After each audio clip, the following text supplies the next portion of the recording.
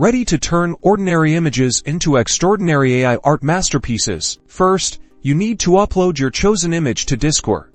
Whether it's in a Midjourney channel or your own private server, simply drag and drop the image into the text box, then hit enter to send it. Click on the image to enlarge it, then right-click and select Copy Image Address. This gives you the direct link you need. Now, type Imagine in the prompt bar and paste the image address right after it. This tells Midjourney to use your image as a starting point. After the image address, add text prompts to guide Midjourney. For example, try adding in the style of Van Gogh or Cyberpunk City Experiment to see what you get. The image acts as inspiration for composition, color palettes, and even subject matter, depending on the prompts you provide, so play around with different combinations. Notice how Midjourney adapts to the style, composition, and content based on your text prompts, but still retains some elements of your original image. With image prompts, you're in control, guiding the AI to create unique and captivating art. Start experimenting today and unleash your inner AI artist.